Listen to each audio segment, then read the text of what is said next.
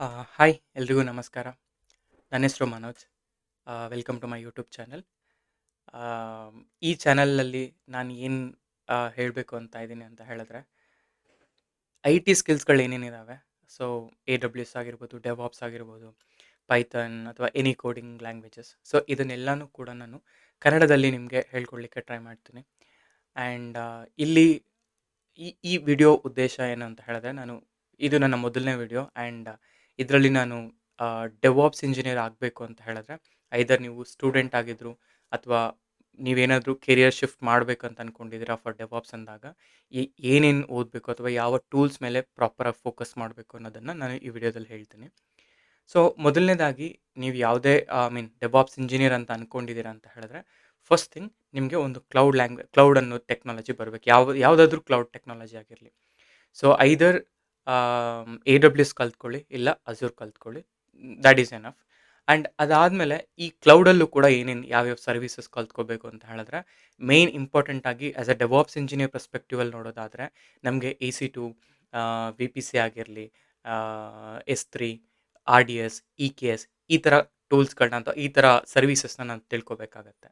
ಅದೇ coming to DevOps ಅಂತ ಬಂದಾಗ, ಡೆವಾಪ್ಸ್‌ಗೆ ಹೋಗೋದಕ್ಕಿಂತ ಮುಂಚೆ ನಾವು Linux fundamentals and Linux skills ತುಂಬ ಸ್ಟ್ರಾಂಗ್ ಆಗಿರಬೇಕು.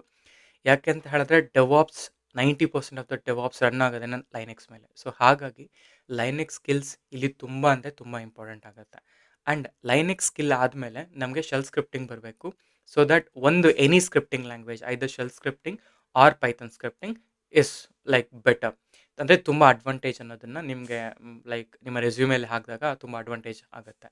ಆ್ಯಂಡ್ ಅದಾದಮೇಲೆ ಗಿಟ್‌ನ ಫೋಕಸ್ ಮಾಡಬೇಕು ನೀವು. ಯಾಕೆ ಅಂತ ಹೇಳಿದ್ರೆ ವರ್ಷನ್ ಟ್ರ್ಯಾಕಿಂಗೋಸ್ಕರ ನಾವು ಗಿಟ್‌ನ ಯೂಸ್ ಮಾಡೇ ಮಾಡ್ತೀವಿ. ಸೊ ಯಾವುದೇ ಡೆವಲಪರ್ ಕೋಡ್ ಕಮಿಟ್ ಪುಷ್ ಮಾಡಿದಾಗ ಆ ಟ್ರ್ಯಾಕಿಂಗ್ ಅನ್ನೋದು ಅದರಲ್ಲಿರುತ್ತೆ. ಆಸ್ ಎ ಡೆವಾಪ್ಸ್ ಇಂಜಿನಿಯರ್ ಆಗಿ ನೀವೇನು ಮಾಡ್ತೀರಾ ಅಂತಂದರೆ, ಆ ಕೋಡ್‌ಗೆ ಬೇಕಾಗಿರುವಂತಹ ಡಾಕರ್ ಫೈಲ್, ಜೆಂಕಿನ್ಸ್ ಫೈಲ್ ಇದನ್ನೆಲ್ಲ ನೀವು ಬರಿಬೇಕಾಗತ್ತೆ. ಆ್ಯಂಡ್ ಇನ್ಫ್ರಾಸ್ಟ್ರಕ್ಚರ್‌ನ ನೋಡ್ಕೊಳ್ಳೋಕ್ಕೋಸ್ಕರ ಅಥವಾ ಇನ್ಫ್ರಾಸ್ಟ್ರಕ್ಚರ್‌ನ IAC ಮಾಡಲಿಕ್ಕೋಸ್ಕರ ನಾವು ಗಿಟ್‌ನ ಯೂಸ್ ಮಾಡಬೇಕಾಗುತ್ತೆ. ಸೊ ಹಾಗಾಗಿ ಗಿಟ್ ಈಸ್ ವೆರಿ ಇಂಪಾರ್ಟೆಂಟ್. ಅದಾದಮೇಲೆ ಜೆಂಕಿನ್ಸ್.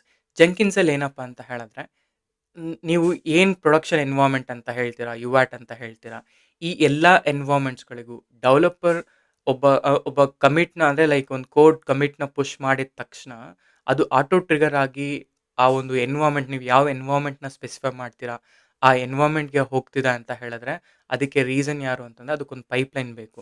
ಆ ಪೈಪ್‌ಲೈನ್ ಎಲ್ಲಿಂದ ಕಲ್ತ್ಕೊಳ್ತೀವಿ ಅಂತಂದ್ರೆ ಜೆಂಕಿನ್ಸ್. ಐದರ್ ನಾವು ಜೆಂಕಿನ್ಸ್‌ಗಾದ್ರೂ ಹೋಗ್ಬೋದು, ಇಲ್ಲ ಗಿಟ್‌ಹಬ್ ಆಕ್ಷನ್ಸ್‌ಗಾದ್ರೂ ಹೋಗ್ಬೋದು. 2 ಆಪ್ಷನ್ಸ್ ಇರುತ್ತೆ ಅಲ್ಲಿ. ಅದಾದಮೇಲೆ ಡಾಕರ್. ಸೊ ಡಾಕರ್ ಯಾಕೆ ಬೇಕು ಅಂತ ಹೇಳಿದ್ರೆ, ನಾವೇನೇ ಕೋಡ್ ನಾವು ಬರ್ದಿರ್ತೀವಿ ಅದೆಲ್ಲ ಲೋಕಲಲ್ಲಿರುತ್ತೆ. ಅದನ್ನ ನಾವು ಕಂಟೇನರೈಸ್ ಮಾಡಬೇಕು.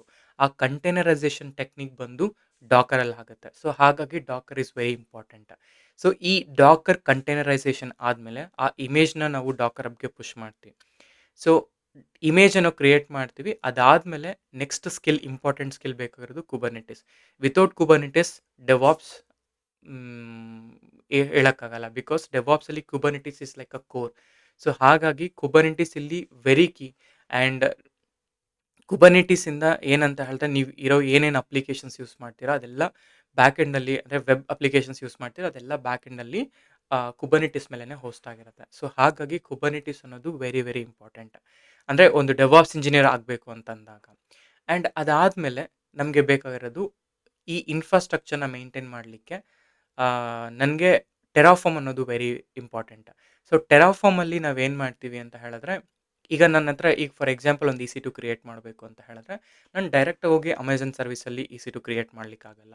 ಸೊ ನಾನೇನು ಮಾಡ್ತೀನಿ, ಅದನ್ನು ಕೋಡ್ ಫಾರ್ಮ್ಯಾಟಲ್ಲಿ ಬರೆದು ಆ ಕೋಡ್‌ನ ಜೆಂಕಿನ್ಸಲ್ಲಿ ಟ್ರಿಗರ್ ಮಾಡಿದ್ರೆ, ಅದು ಆ ಟ್ರ್ಯಾಕ್ ಅಂದರೆ ನಾನು ಗಿಟ್‌ಹಬ್‌ಗೆ ಪುಷ್ ಮಾಡಿದ್ರೆ, ಗಿಟ್‌ಹಬ್ ವೆಬ್‌ಹುಕ್ ಏನು ಮಾಡುತ್ತೆ, ಜೆಂಕಿನ್ಸಲ್ಲಿ ಆ ರಿಸೋರ್ಸ್‌ನ ಟ್ರಿಗರ್ ಮಾಡುತ್ತೆ. ಜೆಂಕಿನ್ಸ್ ಏನು ಮಾಡುತ್ತೆ, ಆ ಏನು ನೀವು ರಿಸೋರ್ಸ್‌ನ ಡಿಫೈನ್ ಮಾಡಿರ್ತೀರೋ ಆ ರಿಸೋರ್ಸ್‌ನ ಬಿಲ್ಡ್ ಮಾಡುತ್ತೆ. ಈ ರೀತಿ.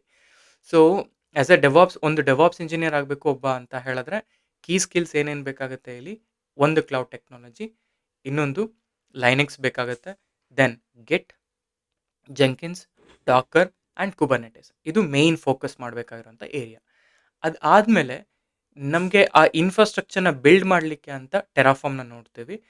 ಬಿಲ್ಡ್ ಮಾಡಿರೋ ಇನ್ಫ್ರಾಸ್ಟ್ರಕ್ಚರ್‌ನ ಮೇಂಟೈನ್ ಮಾಡಲಿಕ್ಕೆ ಅಂತ ಆನ್ಸಿಬಲ್‌ನ ನೋಡ್ತೀವಿ. ಸೊ ನೀವು ಡೆವಾಪ್ಸ್ ಆಗಬೇಕು ಅಂದರೆ ಇಷ್ಟು ಕೀ ಸ್ಕಿಲ್ಸ್ ನಿಮಗೆ 100% ಬಂದರೆ ನೀವು ಈಸಿಯಾಗಿ ಡೆವಾಪ್ಸ್ ಇಂಜಿನಿಯರ್ ಆಗ್ಬೋದು. And the second thing is ನಿಮಗೆ ಪ್ರೊಮಿಥಿಯಸ್, ಗ್ರಫಾನ್ ಅಂತ ಇರುತ್ತೆ. ಇವೆಲ್ಲ ಏನಕ್ಕೆ ಅಂತ ಹೇಳಿದ್ರೆ ಫಾರ್ ಮಾನಿಟ್ರಿಂಗ್. ಸೊ ಆಬ್ವಿಯಸ್ಲಿ ಈ ಕೋರ್ ಟೆಕ್ನಾಲಜೀಸ್ನ ನೀವು ಕಲ್ತ್ಕೊಂಡ್ರೆ ಮಾನಿಟರಿಂಗ್ ಅನ್ನೋದು it will be very easy. So ಹಾಗಾಗಿ you no need to worry on monitoring part.